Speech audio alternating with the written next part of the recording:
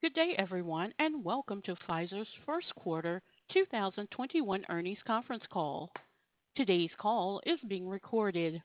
At this time, I would like to turn the call over to Mr. Chuck Triano, Senior Vice President of Investor Relations. Please go ahead, sir. Thank you, operator. Good morning, and thanks for joining us today to review Pfizer's first quarter 2020 results and financial guidance update, as well as other relevant business topics. I'm joined today, as usual, by our Chairman and CEO, Dr. Albert Bourla, Frank D'Amelio, our CFO, Michael Dolston, President of Worldwide Research and Development and Medical, Angela Wong, Group President, Pfizer Biopharmaceuticals Group, John Young, our Chief Business Officer, and Doug Lankler, General Counsel. The slides and the accompanying remarks that will be presented on this call were posted to our website earlier this morning and are available at pfizer.com/investors. You'll see here on slide 3 our disclaimer regarding forward-looking statements we will make during this call regarding, among other topics, our anticipated future operating and financial performance, business plans and prospects, and expectations for our product pipeline and inline products, which are subject to risks and uncertainties, as well as the use of non-GAAP financial information. Additional information regarding forward-looking statements and our non-GAAP financial measures is available in our earnings release, including under the Disclosure Notice section and under Risk Factors in our SEC Forms 10-K and 10-Q. The forward-looking statements on this call speak only as of the original date of this call, and we undertake no obligation to update or revise any of the statements. Albert and Frank will now make prepared remarks and then to a question and answer session. With that, I'll now turn the call over to Albert Bourla. Albert? Thank you, Chuck, and hello, everyone. I couldn't be prouder of the way Pfizer has started 2021. During the first quarter, we delivered strong financial results. Even excluding the revenue provided from our COVID-19 vaccine, our revenues grew 8% operationally, 10% reportedly. And this 8% growth includes a negative 5% impact from pricing. We continued to accelerate production and shipments to our COVID-19 vaccine, in many cases exceeding our contractual obligations for delivery timelines. And we achieved several important clinical, regulatory, and commercial milestones. Let me start with commentary on some of our biggest growth drivers in this quarter. The Pfizer-BioNTech COVID-19 vaccine contributed $3.5 billion in global revenues during the first quarter.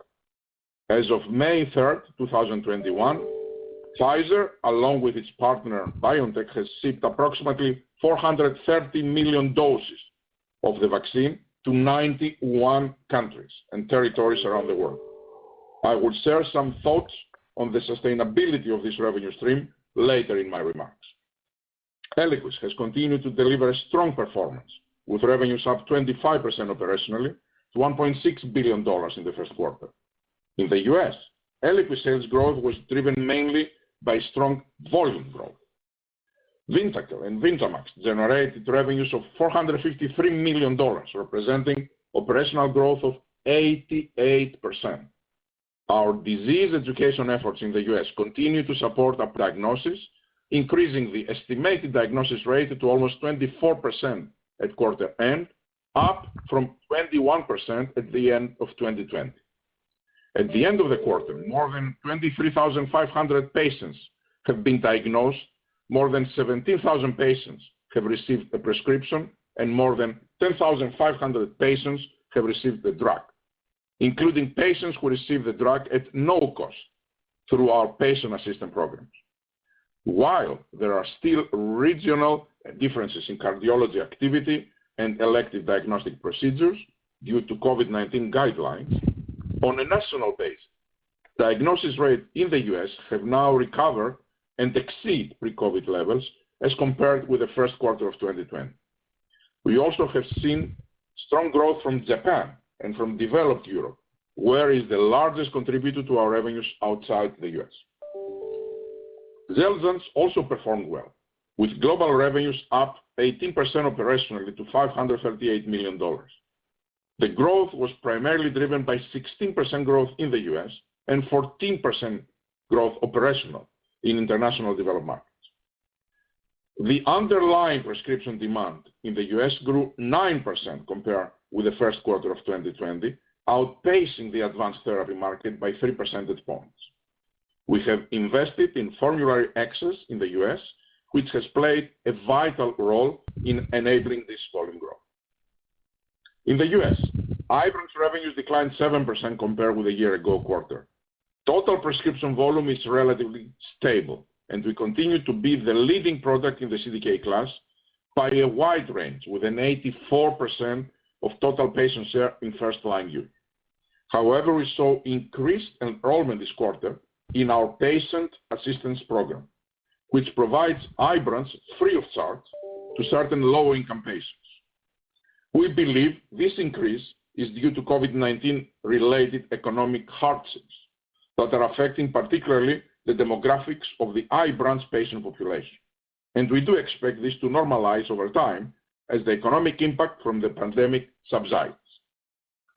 As of mid-April, we had contracted for approximately 1.6 billion doses of our COVID-19 vaccine expected to be delivered in 2021. As a result, based on the contract signed through mid-April, we are increasing our revenue guidance and now expect revenues of approximately $26 billion from the vaccine in 2021. We also are in ongoing discussions with multiple countries around the world about their needs, and we expect these discussions to lead to additional supply agreements.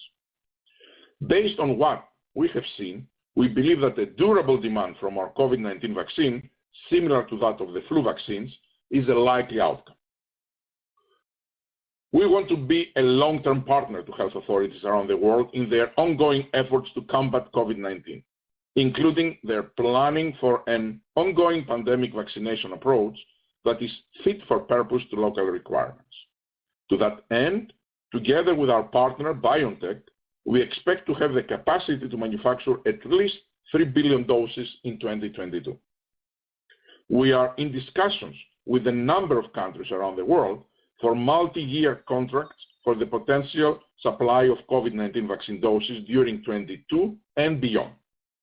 In fact, we recently signed an agreement with the UK to supply 60 million additional doses in 2021, and with Israel to supply millions of doses in 2022, enough for the government to boost every eligible citizen, subject to local guidelines, with the option to purchase millions of additional doses for additional boosters. We have also reached an agreement with Canada to supply up to 125 million doses in 2022 and 2023, with options to supply up to 60 million additional doses in 2024. It is our hope that the Pfizer-BioNTech vaccine will continue to have a global impact by helping to get the devastating pandemic under control and helping economies around the world not only open, but stay open, creating a scenario in which Pfizer can continue to be both a leader and a beneficiary. To realize this goal, we are continuing to lead with strong science, not only to maximize the impact of our COVID-19 vaccine in preventing disease, but also with the work we are doing to develop two potential novel protease inhibitors, one administered intravenously and one administered orally. As you can see on the accompanying slide, we have many clinical studies ongoing and expect to have multiple readouts and submissions throughout the remainder of the year. Let me touch on a few. First, while we are currently distributing our vaccine in the US under an emergency use authorization, we expect to submit this month a biologics license application to the US Food and Drug Administration, seeking full approval for our COVID-19 vaccine for individuals 16 years of age and older. Second, we are evaluating the safety and immunogenicity of a third dose of the existing formulation of our COVID-19 vaccine to understand the effect of a booster on immunity against the SARS-CoV-2 variants in circulation. Additionally, we have started an evaluation of an updated prototype variant version of our vaccine that encodes the spike protein of the lineage B1351 SARS-CoV-2 variant, which includes the mutation E484K, first identified in South Africa. This study is designed to establish a regulatory pathway to update the current vaccine to address any future variant or of potential concern, in approximately 100 days, if needed. We expect to have immunogenicity data for both studies in early July. Third, we are continuing our efforts to evaluate the Pfizer-BioNTech COVID-19 vaccine in additional populations.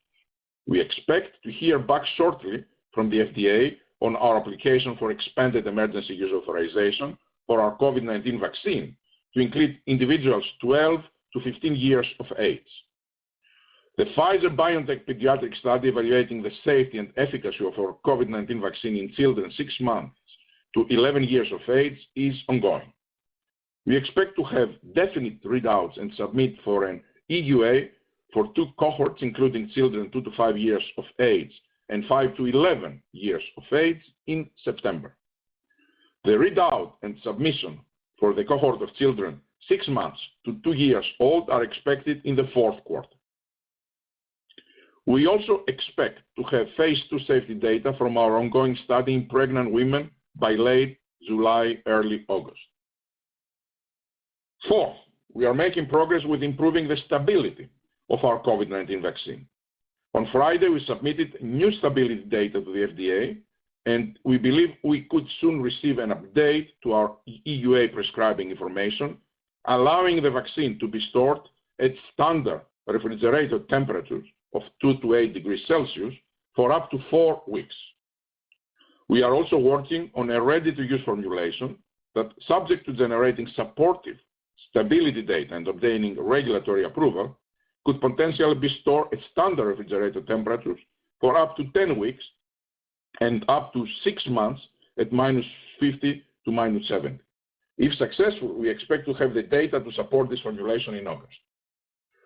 Fifth, as we move closer to a potential approval for our investigational 20-valent pneumococcal conjugate vaccine for adults, which, if approved, may be launched during an ongoing pandemic, we plan to begin this month a study of co-administration of the Pfizer-BioNTech COVID-19 vaccine with a 20-valent pneumococcal conjugate vaccine. Moving to COVID-19 treatments now. We have early studies ongoing for 2 protease inhibitors, antiviral candidates, one administered intravenously and one orally. We expect to begin our phase 2/3 study for the intravenously administered compound in May and for the orally administered compound in July. With regard to our oral protease inhibitor, we are planning to evaluate its safety and efficacy through 3 development pathways. We are studying it compared to a placebo to confirm whether it is efficacious against COVID-19. We are studying it against monoclonal antibodies to assess relative efficacy against current circulating strains. Mutations of spike protein may lead to diminished efficacy of presently available monoclonal antibodies, and our intent is to bring about a therapy with durable efficacy through a different mechanism of action and conservation of the 3CL protein. Also, we are studying it in unvaccinated household contacts exposed to someone infected with COVID-19 to evaluate if it prevents close contacts from contacting COVID-19. It has been well established with flu antiviral drugs that administering them to close contacts of subjects who have flu reduces the chance of them also getting flu by more than 80%. Though SARS-CoV-2 is a different virus than flu, we are hopeful the principle will be the same. If we administer the investigational treatment to those who are at risk from close contact, does it prevent them from getting sick? As you can see on our timeline, if things go well, we could potentially apply for approvals before the end of the year. The intravenously administered protease inhibitor is being studied in inpatient phase 1b studies in the US, Spain, Belgium, and Brazil. We expect to begin a phase 2/3 study in which the IV compound will be tested against the current standard of care this quarter. With the current unmet global medical need for antivirals, we are constantly assessing how we can accelerate the development of these potential treatments. Pfizer has emerged as a leader in mRNA development, and we are exploring a wide range of opportunities for the technology. We are making rapid progress with our potential flu mRNA program, and we aim to maintain mRNA leadership with two potential game-changing mRNA approaches to a flu vaccine expected to enter the clinic in the third quarter of 2021. We will test multiple constructs in phase 2 and 2 to facilitate swift selection of an optimal tetravalent flu product dose regimen. We aim to develop initially a tetravalent flu vaccine using the modified mRNA platform. Pending the generation of favorable immune and tolerability phase 1-2 data, a potential rapid progression to phase 3 is possible given our large-scale pharmaceutical science and manufacturing capabilities. We are also exploring the potential to address other infectious diseases that we plan to discuss in the near future. In addition to prophylactic vaccines for infectious diseases, we believe mRNA has the potential to address a wide range of therapeutic areas, including cancer and genetic disease. As you have seen, today we have increased our 2021 R&D guidance to reflect our plans to increase our mRNA capabilities, build momentum in our targeted areas of interest, and deliver on mRNA's breakthrough potential for the benefit of people worldwide. We can expect to hear more about our plans and potential applications in the coming weeks. Now let's turn to Pfizer Rd Pipeline, which continues to be one of the great strengths. Our pipeline currently includes 99 potential new therapies or indications. That's 99 potential opportunities to change the lives of patients around the world. I will now provide an update on some of these exciting candidates. In vaccines, as referenced earlier, the FDA is reviewing the biologic license application for our investigational 20-valent pneumococcal conjugate vaccine for adults 18 years of age and older with a PDUFA date in June of 2021. Among pneumococcal conjugate vaccines on the market or in late-stage development, if approved, we believe it could provide the most comprehensive coverage against pneumococcal pneumonia disease in adults. In internal medicine, in December of 2020, we entered into a collaboration with Myovant Sciences to commercialize relugolix combination therapy with uterine fibroids and endometriosis pending FDA approval, as well as relugolix for advanced prostate cancer. We are excited about the prospect of soon commercializing this product for its potential indication of uterine fibroids, if approved, and the FDA has a PDUFA date of June 1st, 2021. An estimated 5 million women in the U.S. suffer from symptoms of uterine fibroids, and an estimated 3 million women are inadequately treated by current therapy and require further treatment.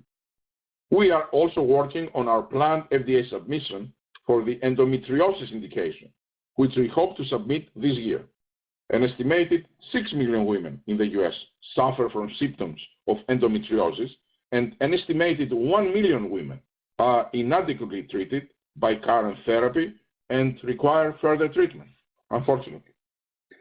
In inflammation and immunology, alopecia areata is an immune disease that causes hair loss and has no approval treatments in the US and Europe. The phase 2b/3 pivotal clinical trial to evaluate our JAK3 TEC inhibitor, ritlecitinib, in alopecia areata is expected to read out late in the third quarter of 2021.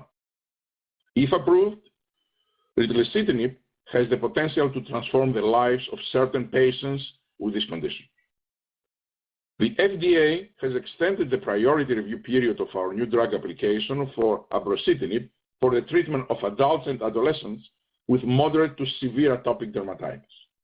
The PDUFA date has been extended 3 months to early third quarter 2021, as the FDA has requested additional information and will require additional time to review this data. We believe in the efficacy and safety profile of abrocitinib, which has demonstrated in phase 3 clinical trial of more than 2,800 patients. We look forward to working with the FDA and other regulators around the world over the coming months to potentially help bring this important option to patients. It is important to note that each JAK inhibitor is unique and potential risks identified in one molecule do not necessarily implicate other molecules. We continue to remain confident in the importance of the JAK inhibitor class for appropriate patients with inflammatory diseases, given the role of JAK pathways in inflammatory processes. Patient safety is our utmost importance, and we continue to monitor all compounds in our portfolio to identify signals both in development as well as after regulatory approval. In oncology, we continue to evaluate talazoparib in 3 studies in prostate cancer. The first is TALAPRO-1, a phase 2 study in second-line plus patients with DDR mutations, which recently had a positive readout as a monotherapy, providing the key proof of concept to move forward to prostate cancer combination studies. The second is TALAPRO-2, a phase 3 study in first-line metastatic castration-resistant prostate cancer in an unselected population for which the primary completion date is expected in the second half of 2021. And finally, TALAPRO-3, which is beginning soon and will study talazoparib in combination with enzalutamide in DDR-deficient metastatic castration-sensitive prostate cancer. In February 2021, we announced that the first participant has been dosed in the registration-enabling phase 2 MAGNETIS-MM3 study of elranatamab, an investigational B-cell maturation antigen, CD3-targeted bispecific antibody in patients with relapsed refractory multiple myeloma. New enrollment in this study has been paused while we provide additional information to the FDA regarding 3 cases of peripheral neuropathy observed in the ongoing phase 1 MAGNETIS-MM1 study. Patients who are deriving clinical benefits from elranatamab may continue treatment. In rare disease, our phase 3 lead-in study for the gene therapy, fidanacogene elaparvovec, in hemophilia B, has now been fully enrolled with more than 40 patients. We remain on course to complete dosing and expect to conduct a planned interim analysis for a potential data readout in this year, in 2021. We also continue to progress our hemophilia A gene therapy, giroctocogene fitelparvovec, which was developed in collaboration with Sangamo Therapeutics. We anticipate presenting 2-year phase 1/2 data in the fourth quarter of 2021. Additionally, we are pleased to report that our leading study for our phase 3 AFFIN study is in hemophilia A now fully enrolled, which could lead to a pivotal readout in 2022. For our gene therapy candidate for Duchenne muscular dystrophy, we now have an approved generic name for the distrogene movaparvovec, and we are progressing our phase 3 trial, CIFREM. To date, we have opened 15 trial sites in 8 countries: Italy, Spain, Israel, the UK, South Korea, Japan, Russia, and Canada. In the US, we are actively working with the FDA to address outstanding questions related to our investigational new drug application, including technical aspects of our potency assay matrix, so that we can begin enrolling patients in phase 3 US study sites. While we have high confidence in our current quality control overall, and with the potency assay matrix, which has been accepted in countries outside of the US, the FDA has additional technical requests that we are working to address as quickly as possible. We understand the sense of urgency among many families in the US who are hoping for sites to open soon. While we cannot speculate at this time as to when sites may open in the US, we do not expect a resolution in the first half of 2021. We are working with a sense of urgency and hope to reach alignment with the FDA as soon as possible. In the interim, we will continue to progress our trial globally and enroll patients at other sites, which we believe will allow our program to remain on track to potentially enable programs around the world, including the US. Now, I would like to address a key policy issue in which we continue to be actively engaged: affordable access. We expect the Biden administration will soon announce a human capital component to their infrastructure package that will include health provisions. Pfizer is mobilizing to work with the administration as well as lawmakers in both political parties on meaningful solutions for patient access. Specifically, there are three key areas where we would like to see Congress and the administration focus: rebate reform, capping beneficiary cost sharing in Medicare Part 2, and incentivizing the uptake of biosimilars. At the state level, we have focused our efforts on meaningful solutions to directly address patient affordability challenges. This includes legislation to require 100% of negotiated rebates to be passed through to consumers at the pharmacy counter. We have also worked with state policymakers to advance legislation in several states, ensuring that patient assistance provided by manufacturers will count towards the patient's deductible and out-of-pocket maximums.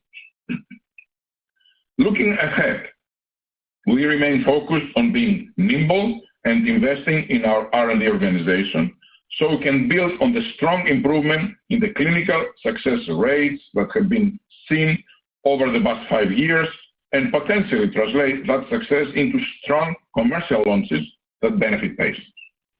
Excluding any impact from our COVID-19 vaccine, we are on track and continue to expect a revenue CAGR of at least 6% on a risk-adjusted basis through the end of 2025, as well as double-digit growth on the bottom line. We remain very confident in our ability to achieve these growth rates because of the strength of both our current product portfolio and our R&D pipeline. At the same time, we will continue to pursue business development opportunities with the potential to further enhance our long-term growth prospects. Just last week, for example, Pfizer acquired Amplix Pharmaceuticals, a privately held company dedicated to the development of therapies for debilitating and life-threatening diseases that affect people with compromised immune systems. Amplix's lead compound is a novel investigational asset under development for the treatment of invasive fungal infections. Thank you. And now I will pass the stage to our CFO, Frank D'Amelio. Thank you, Albert. Good day, everyone. I know you've seen our release, so let me provide a few highlights regarding the financials. Clearly, the COVID-19 vaccine has had a dramatic positive impact on our year-over-year results, and Albert has addressed the key points on the COVID-19 vaccine landscape.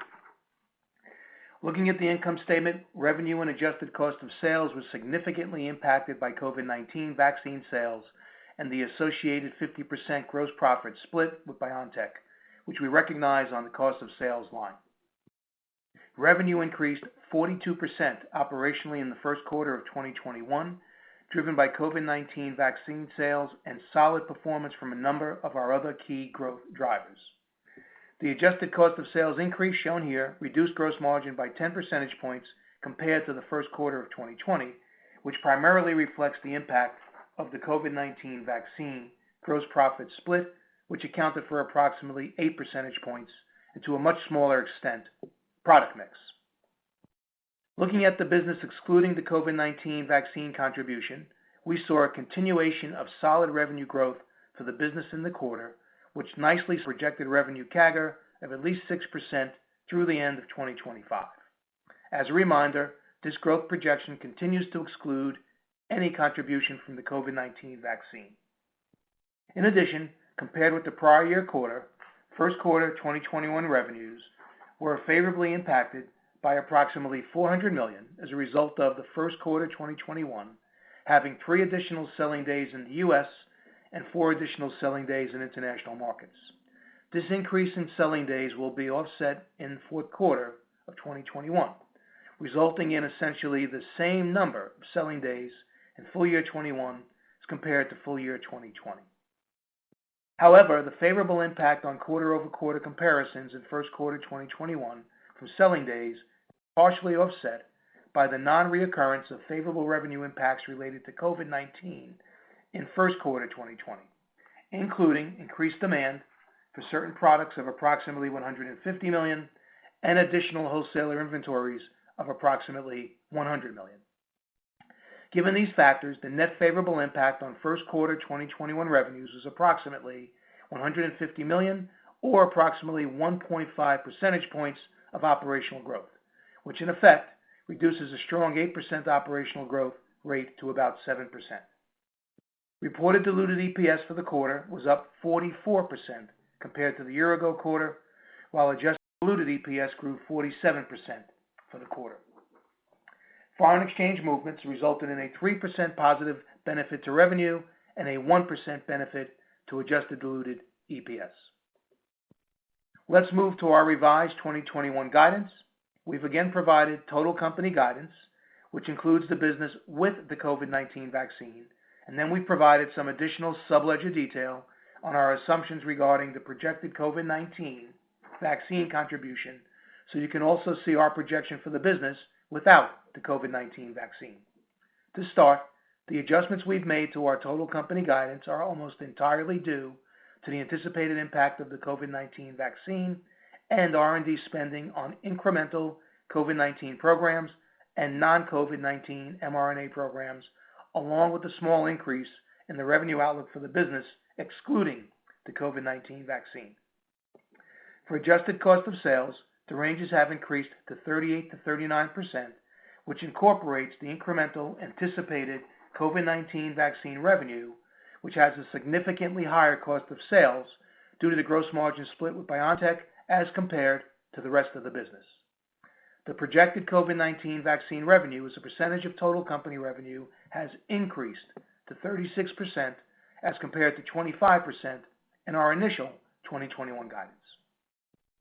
On adjusted SI&A, we have maintained our initial guidance of $11 to $12 billion. In addition, we increased our adjusted R&D guidance range to $9.8 to $10.3 billion to incorporate anticipated spending on incremental COVID-19 related programs and other mRNA-based projects that are not part of the BioNTech partnership. Working this through with a projected 15% effective tax rate yields an increased adjusted diluted EPS range of $3.55 to $3.65, or 59% growth at the midpoint compared to 2020, including an expected 4% benefit from foreign exchange. Let me quickly remind you of some assumptions and context on the projected COVID-19 vaccine contribution and our collaboration agreement. As referenced earlier, the Pfizer-BioNTech COVID-19 vaccine collaboration construct is a 50-50 gross margin split. Pfizer will book the vast majority of the global collaboration revenue, except for Germany and Turkey, where we receive a profit share from BioNTech, and we do not participate in China. We now expect that we can manufacture up to 2.5 billion doses in 21, subject to continuous process improvements, expansion at current facilities, and adding new suppliers and contract manufacturers. As of mid-April, we have contracted for approximately 1.6 billion vaccine doses to be delivered in 2021 and still have contracts for potential additional doses under review. Based on the approximately 1.6 billion doses, we are now forecasting approximately $26 billion in COVID-19 vaccine revenue this year. We continue to have 3 pricing tiers for government contracts depending on the relative wealth of nations. Our cost of sales for the COVID-19 vaccine revenue continues to include manufacturing and distribution cost, applicable royalty expense, as well as a payment to BioNTech representing the 50% gross profit split. We continue to expect that the adjusted income before tax for the COVID-19 vaccine contribution to be in the high 20s as a percentage of revenue. This margin level also includes the anticipated spending on additional mRNA programs. As I noted earlier, the COVID-19 vaccine is now projected to account for 36% of total revenue for 2021, up from 25% in our initial guidance for the year. Let me add that if we contract for additional delivery of doses during the year, we will provide a guidance update in our subsequent earning releases. If we remove the projected COVID-19 vaccine contribution from both periods, you will see that we slightly increased 2021 revenue range to be between $44.6 and $46.6 billion, representing approximately 6% operational revenue growth at the midpoint.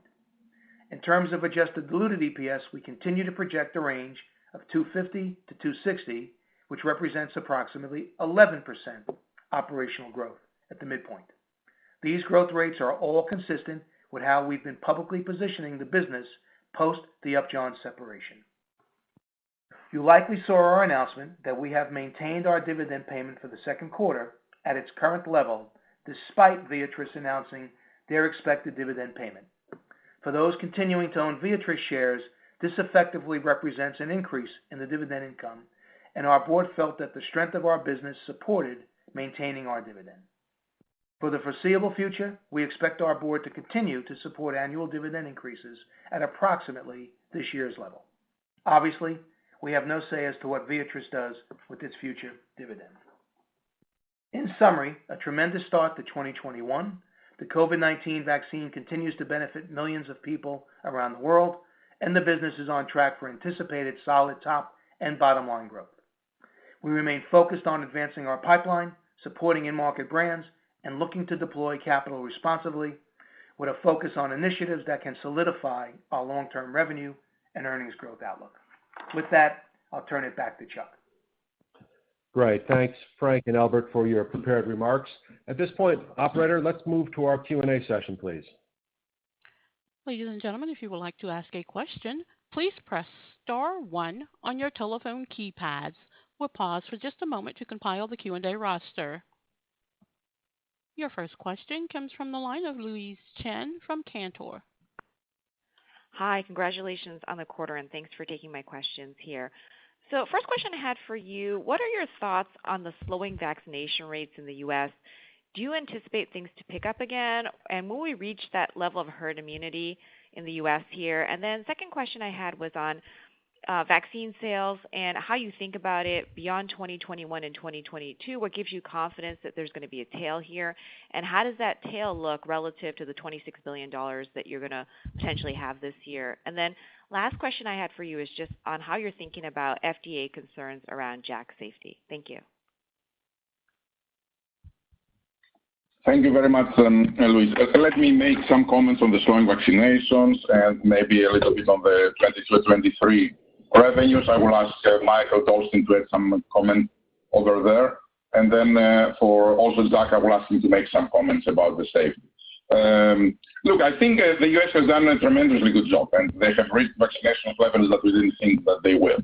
The truth is that as we are vaccinating more and more people, the people that are reluctant to get a vaccine are enriching the remaining pool.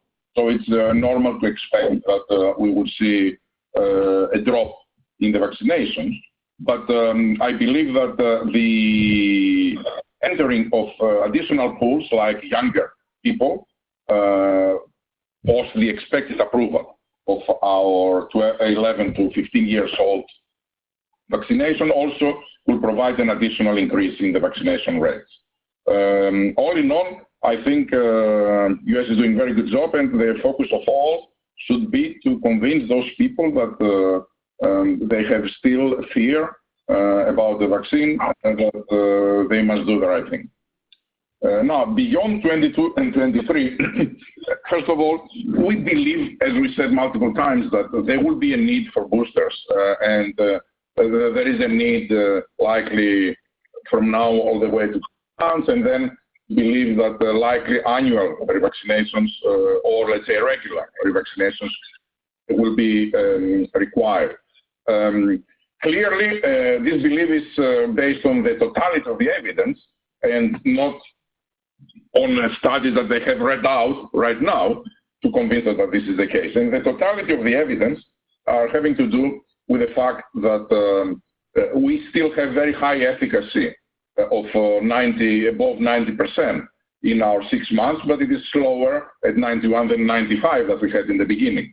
So there are some indications that there is a drop in the efficacy over time. We know from immunogenicity studies of neutralizing antibodies that also there's a drop on these antibodies, and that affects not only people that they are vaccinated, but also naturally infected.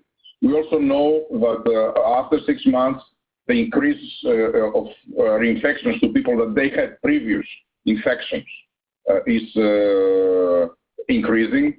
We also know that we are right now, our vaccine at least, effective against all the variants that we have seen, but there is a drop in neutralizing titers, so which means that to make sure that to maintain good efficacy against the variants, you need to increase the immunogenicity, and this is why we are doing the studies with the boosters.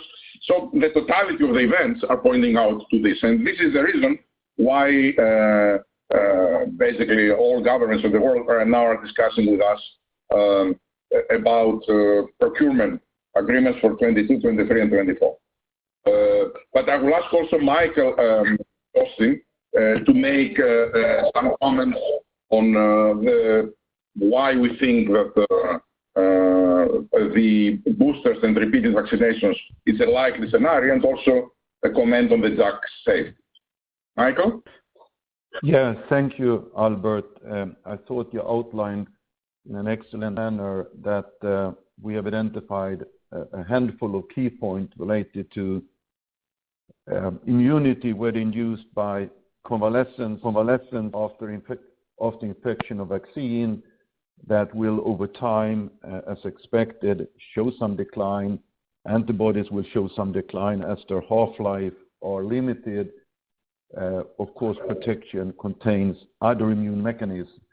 When you put all of this in context, that SARS-CoV-2 is globally circulating to extent we have rarely seen or ever seen in our lifetime of a virus, and the inability to control it across the globe will of course lead to numerous changes in the viral mutation rate. So it just punctuates what Albert said.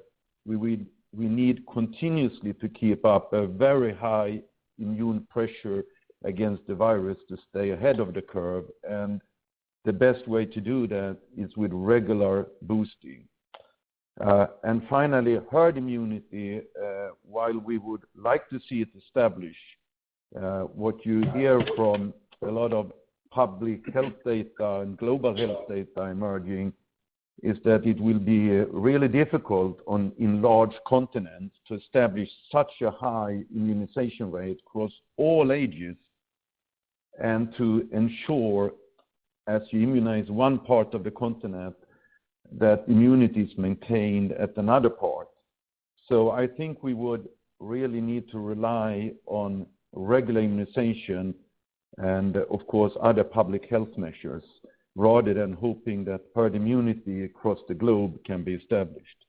Finally, on the JAK safety, already in February 21, FDA made it public about our data in 1133 related to increased risk of serious heart-related problems and certain cancer when compared to another type of medicines, the TNF inhibitors. So these data are clearly not new. FDA, EMA, and other agencies work in dialogue with us to finalize the outcome of this review. On the other hand, I think the JAK class has shown to be an important contribution as an oral alternative for many patients, and you avoid other issues such as anti-drug antibodies with the biologicals. So we continue to wait for finalization of the outcome of the 1133 trial. We think each JAK inhibitor is unique and needs to be assessed by itself, and we continue to believe that with proper labeling and given the tremendous experience of Xellian since 2012, it will continue to have a potential to be an important medicine. Right. Thank you. Operator, next question, please. Your next question comes from Terrence Flynn from Goldman Sachs. Great. Thanks for taking the questions, and thank you for all the work on the vaccine front. I just had a follow-up on the booster question. Do you think that will be uniform across different groups, or will there be any differences by baseline characteristics such as age in terms of the timing or of a need for a boost? And then would you expect FDA and CDC to issue a recommendation on the need for boosters sometime this year? And then my second question for Albert or Frank is just would welcome your perspective on the potential impact of tax rate changes in the U.S. and any thoughts on how that might change your capital allocation strategy and/or views on inversions. Thanks. Michael, why don't you take the question for the boosters? Yeah, I think we cannot, of course, predict what CDC and similar agencies will do, but what seems to be the general public dialogue and which, of course, builds on experience with other viral epidemics, and this is, of course, a pandemic, is that you would likely start with those that are most susceptible, older adults, those with chronic diseases such as cardiovascular, obesity, COPD, asthma, many that are immune impaired. And of course, that constitutes a very large population. While you may start with those, if we are to really maintain control of the virus, it will be very reasonable to assume the importance of also vaccinating younger groups. Although severe COVID is less common in younger groups, some patients may suffer severely from such infections, and they are at risk also of acquiring long COVID syndrome, which can cause significant impairment of participation in functional life for young individuals as well as old. So in all, yes, regular boost of entire population is a clear possibility.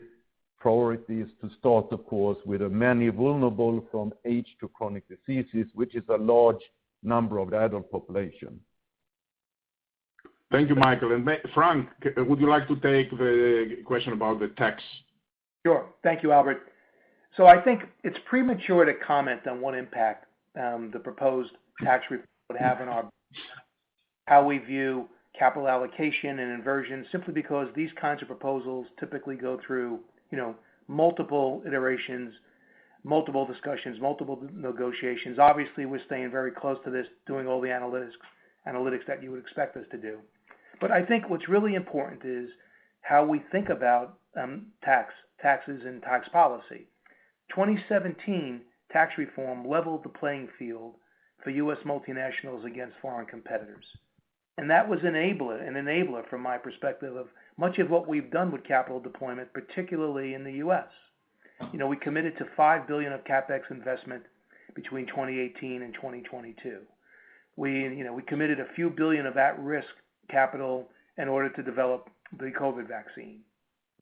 Funding of our U.S. qualified pension plan that we did last year to the tune of, over $1 billion. All of those, from my perspective, were enabled by the level playing field that we now get to compete on against our foreign competitors. And so what we want from tax reform when all is said and done is we want that level playing field to continue so that we have the ability to compete on a level playing field. So that's my answer, Albert. Thanks, Frank. Next question, please. Your next question comes from Jeffrey Porges from SVB Leerink. Thank you very much for taking it. Again, congratulations on a remarkable quarter and really tremendous progress. Some quick questions. First, on pricing, you mentioned the 5% price headwind. Could you give us a sense of what that looks like for the rest of the year? Is that something that we should be expecting for the full year, or is it just a Q1 phenomenon? And then related to that, Albert, you disclosed your view on the pricing policy and regulatory and legislative update. But is what you described a realistic case, or is that a best case? And then a couple of questions for Michael.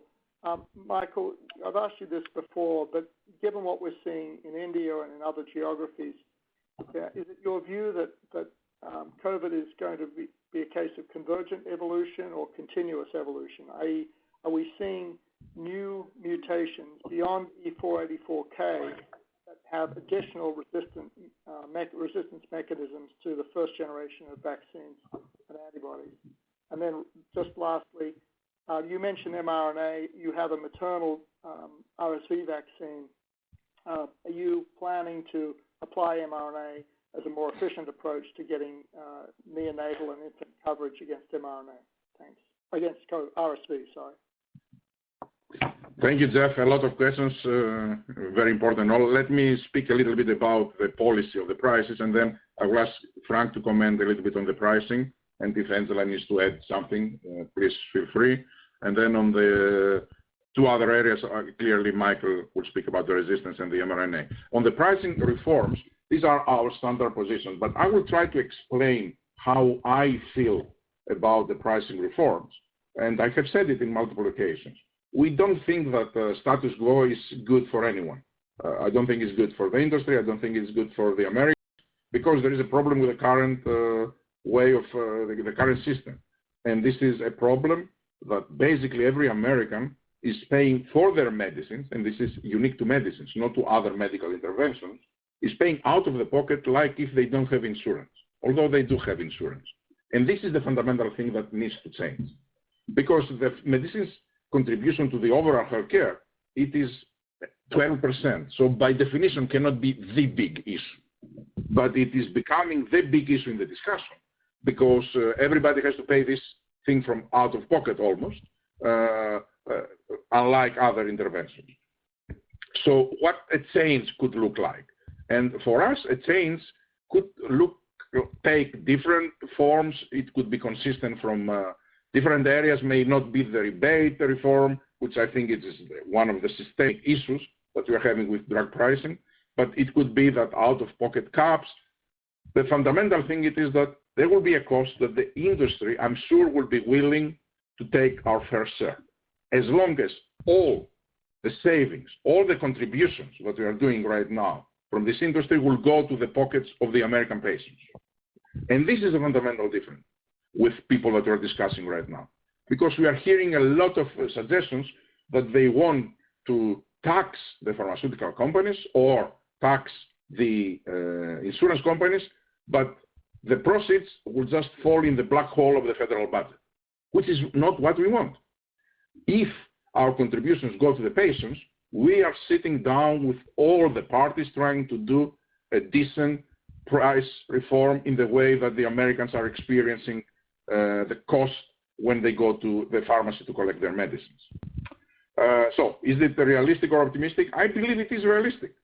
I believe that there is room for agreement, both with the two sides of the aisle and with this administration. And we will continue working on finding this solution that will, I repeat, make medicines affordable for the patients and not throw money to the black hole of the federal budget. Now, Frank, if you can take the price increase, and then Michael.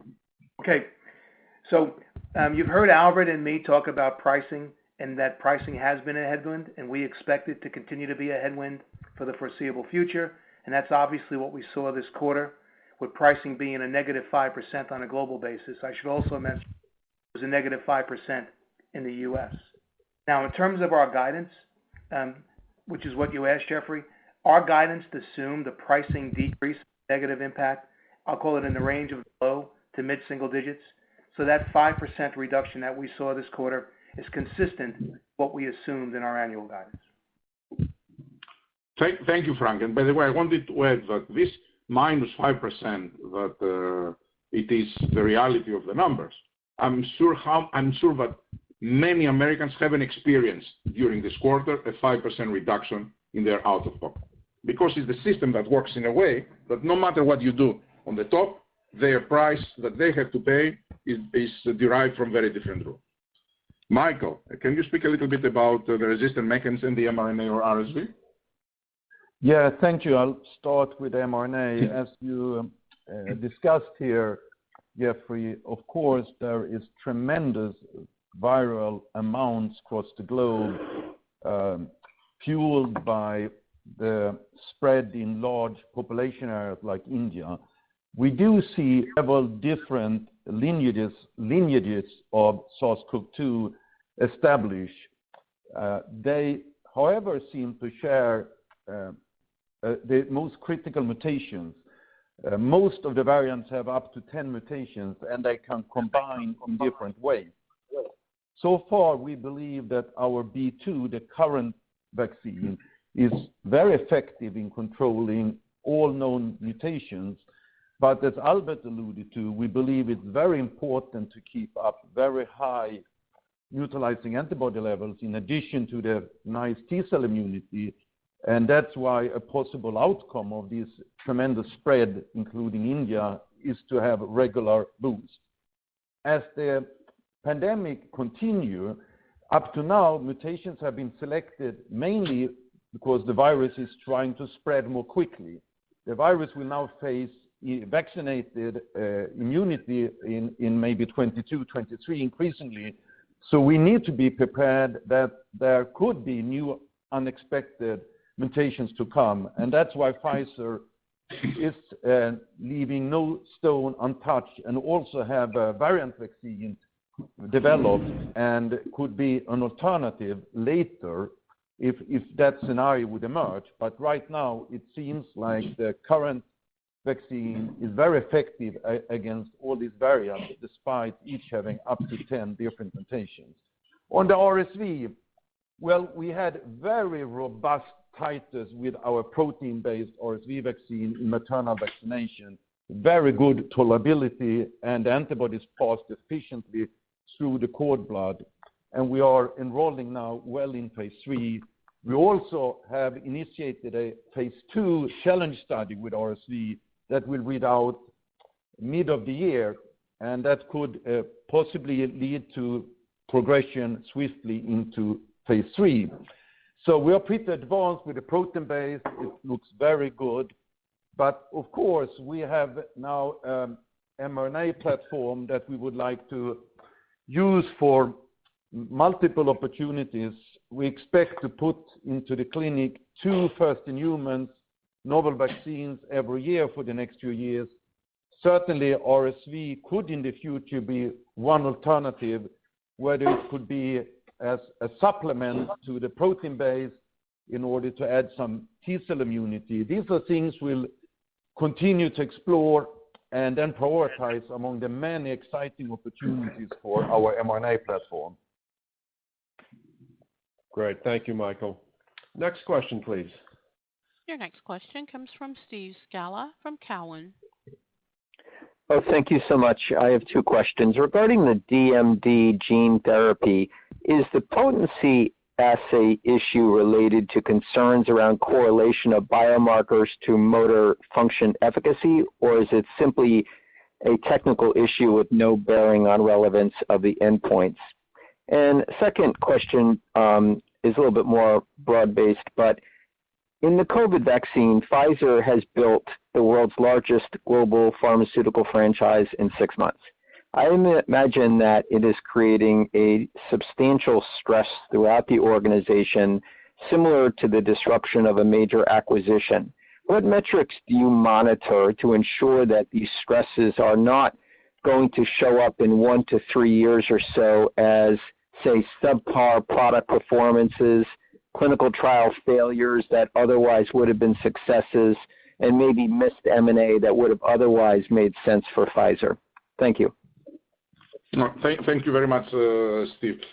Michael, would you like to take the DMD question? Is it a technical issue? What is the issue with the S? Yeah, so the DMD trial, first of all, and I think Albert mentioned that in his introductory remark, is enrolling in many different countries. And in each of those, we had a matrix of assays that were cleared and by the regulatory authorities. The particular discussion with FDA is more of a technical issue on how to do a quantification in one supportive assay, but not really as per our view in any of the main assays. So we continue to work with them and aim to resolve it. I want to point out that to the best of my knowledge, we were first to start the DMD phase 3, now enrolling well outside the U.S. Late last year, and we are probably, by now we're entering May, 6 months ahead of anyone using gene therapy, as it at least publicly hasn't been disclosed any other having been cleared with FDA yet. Thank you, Michael. And Steve, it's true that in order to achieve what was achieved with this vaccine, the ingenuity of our people was a key component, but also a lot of personal sacrifice had to be involved. So a lot of the people worked day and night, a lot of these people worked days and nights to make sure that this happens. And that clearly has taken a toll on them. And no matter how proud they feel, because the passion that they have can keep them going forever, I am concerned that we need to find ways so that these people will not be burnt out. But I need also to emphasize that Pfizer is run in the form of business units since 2016, when I was running the business that basically Angela is running right now, and we have organized the whole operations into 6 business units, and that involved the R&D, the commercial, and the clinical development. So the work for COVID happened in one of the 6 business units, and happened predominantly in the R&D domain of these clinical units. But at the same time, the oncology business unit and the rare disease business unit and the internal medicine business unit and all the other business units that we're having kept working on their normal, let's say, workload. Let me put it that way.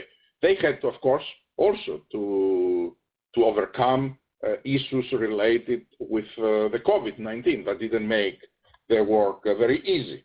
But again, they were being able to rise to the occasion, because I believe everybody in Pfizer right now is so strong believer of a culture that patients come first. And this is not about us, it's about them. So this sense of sacrifice that we see in the vaccines, we have seen it also in the other units. People are very passionate about what they do, and they feel very proud. So I'm giving the answer to say that there is a very intense, let's say, disruption that happened in part of the organization, not in the entire organization, and but has been offset by an incredible sense of pride that those people are taking because of what has been achieved. So which I can't control them in terms of how hard they are working right now on all the other vaccines, for example. Great. Thank you, Albert. Next question, please. Your next question comes from Vamil Divan from Mizuho Securities. Great. Thank you so much for taking the questions. And like others said, thanks so much for all the efforts around COVID. So a couple of questions that I have. So one, I guess, there's obviously some debate around the durability of your vaccine sales and cash flows, but you clearly have a lot more sales and a lot more free cash now to potentially invest than you probably envisioned a couple of years ago because of the vaccine. So I'm just thinking you are obviously investing more behind the COVID vaccine and therapeutics, but can you just talk about your priorities from a capital allocation perspective now? I don't think you mentioned you don't want to do share repurchases, but is there other priorities that you could maybe look to, whether it's bringing in external assets or maybe even doing larger deals, given the extra cash that you now will have? And then maybe the second one, I guess, for Albert, and maybe a little bit more of a personal angle here, but I appreciate your comments you made around the COVID crisis in India recently. I'm just wondering if you can provide some clarity on the status of getting your vaccine to the market there. I think you filed back in February, and then there's some questions about maybe doing a trial in India. I think some questions around indemnification, around side effects. Can you just clarify where things stand there and what might be reasonable in terms of timing to get the vaccine available to patients there? Thanks. Yes, thank you very much. In terms of let me start with that. In terms of the vaccine in India, we applied months ago, as you know, and we applied exactly the same file that we gave to the entire world: FDA, EMA, Japan, everybody in the world. India wanted to do additional studies that in order to approve this vaccine over there. Really, we were not ready to allocate resources in something like that, when we were allocating all the resources to do things into the variants, the kids, pregnant women, and I can go on, things that we haven't done it before. But the Indian government is really very good in having discussions right now with us about all these issues that you have raised. So we are hopeful that they will change this policy about conducting some local trials, and we will find a path forward so that we can provide the vaccines. That being said, the key thing right now, today, and in the next 1 or 2 months, it is that people are dying in hospitals in India. And vaccine will not change that in the next 1 or 2 months. I think that will be a reality that we have to live with right now. And what is more important is to make sure that the Indian government has enough medicines to treat the people that are going to the hospitals right now. And this is why yesterday we announced that for 4 of our medicines, that they are in their governmental protocol, because the authorities have developed a protocol of treating COVID patients, and there are 4 of our medicines involved in these protocols.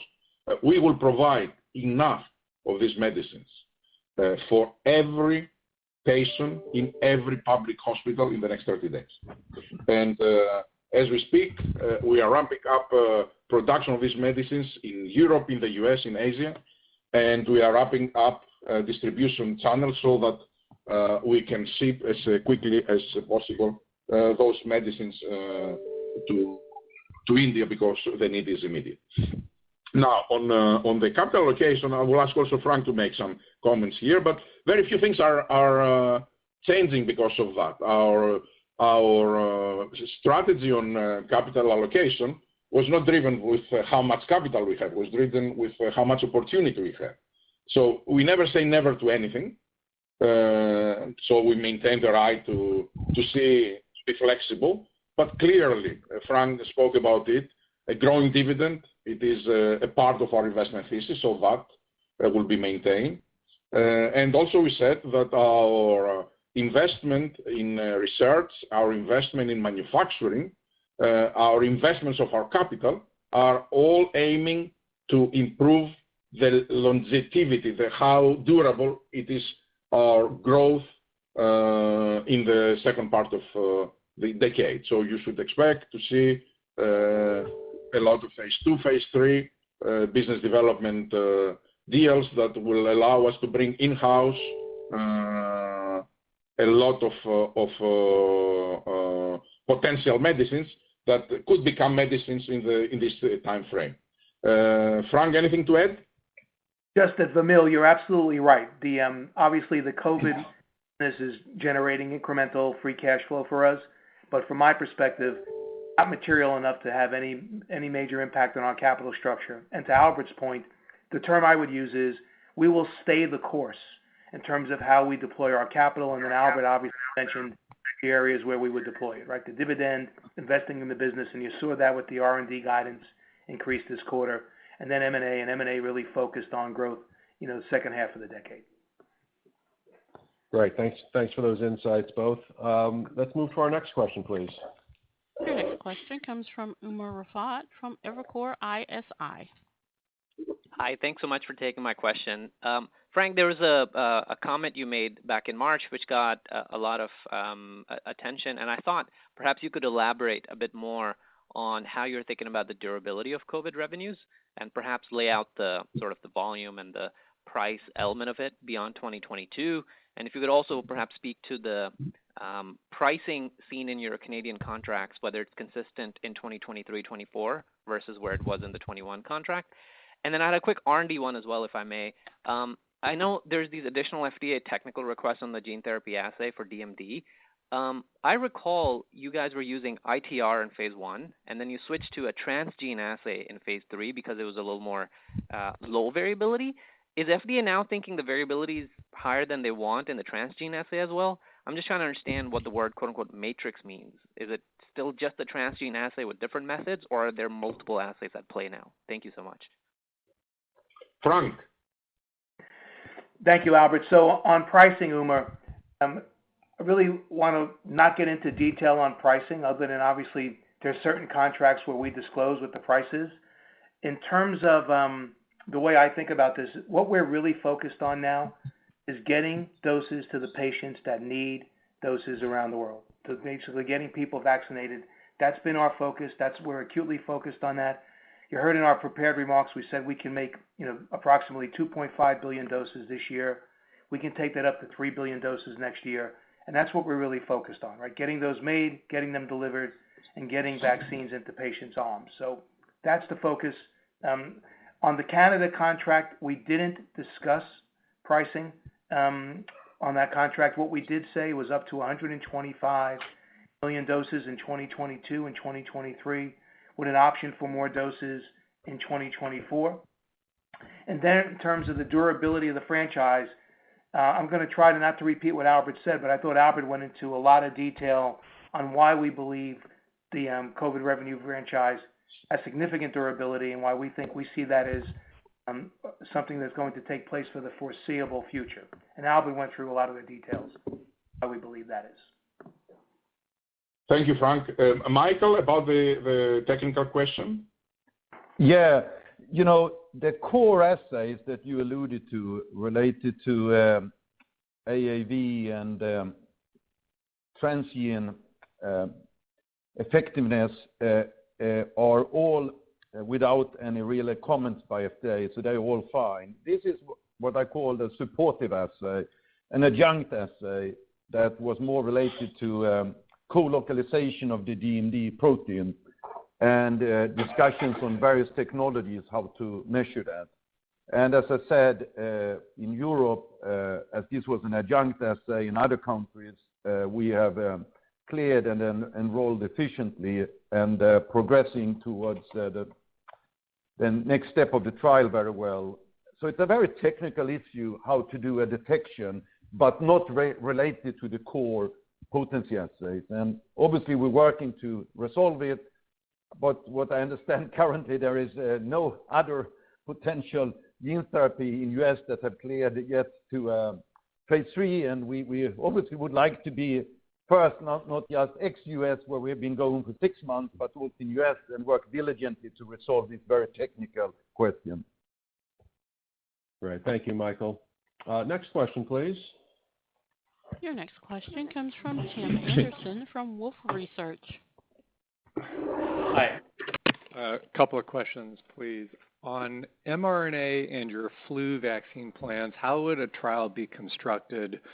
And really, what's the goal? Are you looking to show superiority on efficacy or just hoping to achieve parity with existing vaccines? And you talk about yours being quadrivalent, so presumably if there is a comparator, that would be something like Sanofi's flu block. Also, what would be the likely development timeline? I'm guessing it's not as fast as the COVID vaccine, that it would take something longer, maybe a couple of years. And then a separate question on your 5-year guidance. Just to make sure I understand your earlier comments on pricing, what does your 5-year guidance assume about drug pricing, especially in the context of there possibly being European drug pricing austerity measures due to COVID? Yeah. Thank you, Tim. And Michael, you want to take the question about the flu? Yeah, with the flu vaccine, given the strong immune response we have seen for our mRNA platform, we certainly hope to be able to show substantial differentiation versus current flu vaccine. This is, of course, the aspiration we have.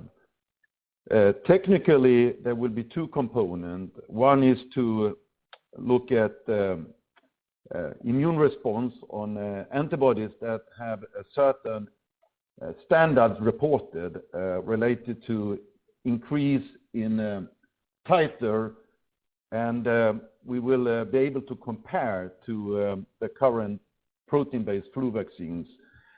And then we're also planning to run a vaccine efficacy study where we think it's not just what we hope to be a very potent antibody response, but all the T-cell response. So I would certainly aspire to that we would have a vaccine that is to be substantially meaningful, better than the current vaccine, based on the platform by itself, but also based on that we are able so fast to align the platform with the sequence of the emerging flu strains, while, as you may know, many years the protein base are misaligned, and that's why you get very modest vaccine efficacy on maybe just 50%, and similar for immune responses. So, given that we saw 95% efficacy against COVID, we think there is a large margin for us to improve on the current flu vaccine. On the timing, Albert said we're moving to start human trials in Q3, and we will obviously early on generate data on the immunogenicity, and if that continue to go as well as our aspiration, we think we can move very fast with this vaccine, and also utilizing the type of approach where you establish a large number of sites in the regions to study in order to enroll very fast. And we will look at various ways to register this vaccine and also how that could coincide with a recommendation by ACIP. So, while we don't give at this early time an exact date, but it's anticipated we will move very fast. May not be as fast with development, but much faster than a traditional flu development. Thank you, Michael. And then Frank, I know you did answer the pricing, but do you want to say a little bit more about it? Sure, Albert. And this was more about the 5-year CAGR through 2025. Correct. So I think, Tim, the way I think about it is we really look at pricing by geographic region, and we can continue to believe it's going to be a headwind by geographic region.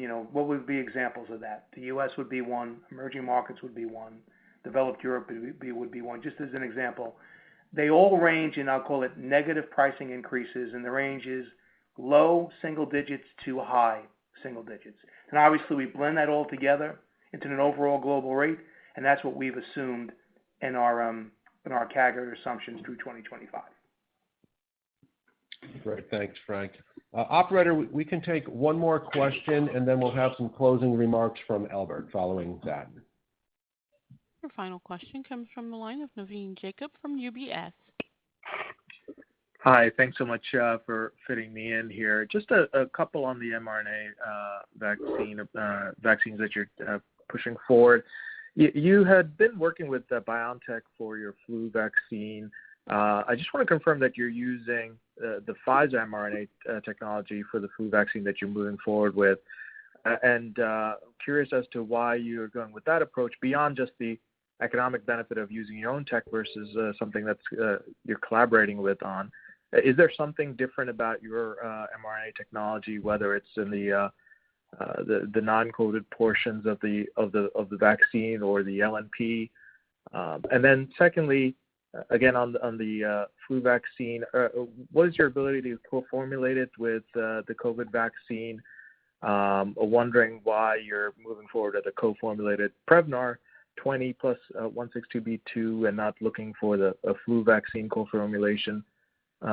Thanks for your thoughts. Appreciate the time. Thank you very much. As regards the flu vaccine, we had a collaboration with BioNTech that goes back to 2018. At the time, we had announced also publicly some of the terms of this agreement. And the developments are based on the work that has been done so far by both companies on the flu. As regards the question of co-formulated, we didn't announce a co-formulation with Prevnar right now. We announced a co-administration with Prevnar. Clearly, we are looking at options to co-formulate the BioNTech Pfizer mRNA vaccine against COVID with other, let's say, vaccines. But this is not what we spoke about it today, and we haven't made final decisions on co-formulation. And I think, Zach, we do not have time for another question, right? That's right, Albert. Okay, then.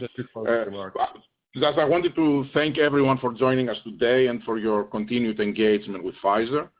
I think the pandemic has been the ultimate test for Pfizer's and, in truth, the entire pharmaceutical industry's capabilities and credibility. And in my view, we have thus far passed with flying colors. The success of our COVID-19 vaccine has led to an important question. If we could do this for COVID-19, why not for other diseases? There are so many people suffering from other serious diseases, and their needs aren't any less urgent. We now see an opportunity to take the lessons learned and new ways of thinking and apply them across our entire portfolio. The speed with which we interact with regulators, as well as the continued acceleration of digital solutions such as artificial intelligence, electronic diaries, advanced analytics, and health records, are just some of the things we plan to bring to all of our clinical trials so we can continue to move at the speed of science. And now, before we end the call, I want to take a moment to extend my thanks and very best wishes to our colleague and good friend of mine, Chuck Triano, who will be retiring at the end of September. Chuck has been interacting with the global investment community for nearly 35 years, including the past 13 years here at Pfizer. And I think all of you would agree that during that time, he has elevated Pfizer's investor relations function to a best-in-class. That's because he values clarity, integrity, and transparency in the way we communicate. And it is because he has a passion for our company and our industry that makes him an outstanding champion for both. The good news is he will be around for at least one more earnings cycle and perhaps another, as he has agreed to stay on us as advisor during this transition. Chuck, thank you for being a valued colleague and friend. Pfizer will miss you, but on behalf of all of us, I wish you all the best in the next part of your journey. Thank you, everyone, and have a great rest of your day. This concludes today's conference. You may now all disconnect.